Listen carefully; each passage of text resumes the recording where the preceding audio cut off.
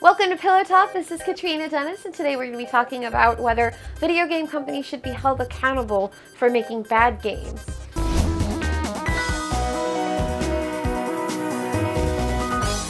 So Gearbox and Sega have been sued recently for Aliens Colonial Marines because the gameplay did not match the gameplay that was out for demo at E3 and at PAX. Consumers are pretty angry about that. They're not happy with the gameplay of the video game. They're not happy that the demo is nowhere in the game. Now, I want to kind of rewind a little bit and then talk a little bit more about demos at E3 and at other conventions where things are previewed. They're very rarely complete. They're very rarely the same as the game. I mean, if anybody remembers the Bioshock 15-minute walkthrough, none of that was in the game. Some of the voice clips were, some of the actions were, but, you know, absolutely none of that was in the game. That was a completely different plot and storyline than the one that the storyline's similar, but than the one that we ended up with. So that was a big shock for me.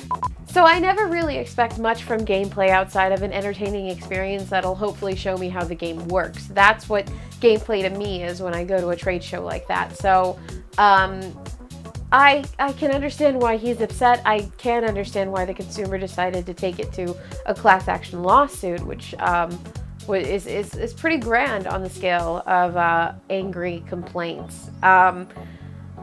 I don't know, and then it leads you to the question of should game companies be penalized or sued for things that they make. I mean, when Hollywood movies come out, they aren't penalized, and like any money they may lose over it won't necessarily hurt the studio.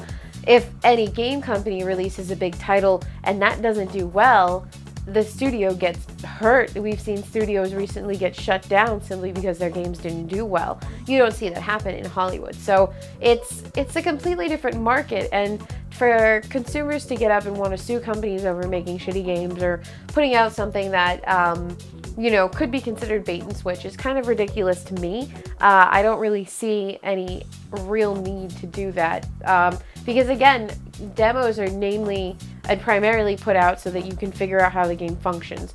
You figure out how to play the game, not what the game's plot is going to be. Most demos try to avoid giving you the game's plot, so I don't know, to me it seems just kind of ridiculous. So getting back to comparing the movie industry and the video game industry, video games are a little different than movies in that you can actually rent them out before you buy them. With movies, you directly have to pay for them, of course, unless you are a pirate of some sort.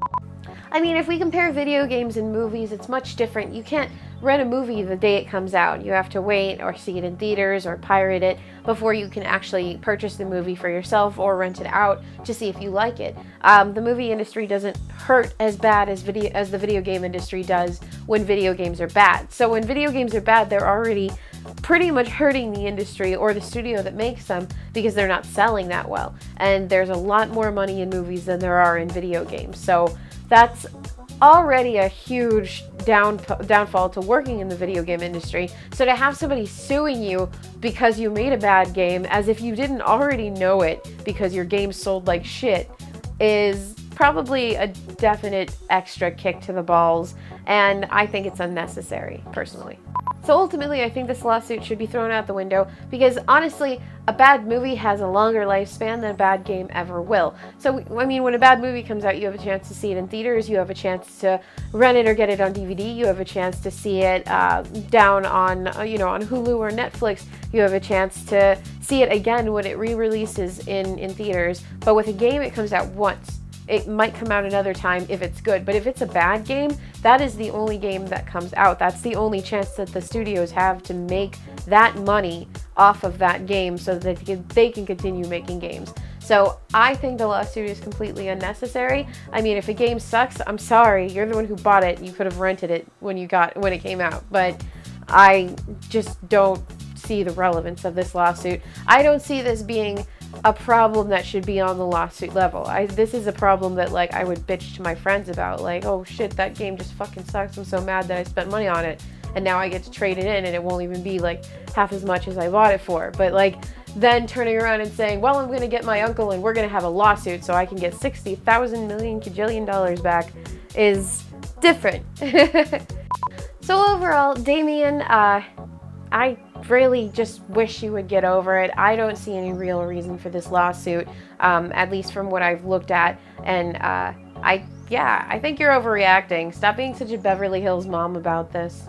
So thanks for watching Pillow Talk. My name is Catrina Dennis. Make sure you rate, comment, and subscribe. And I guess I'll talk to you guys later. Bye!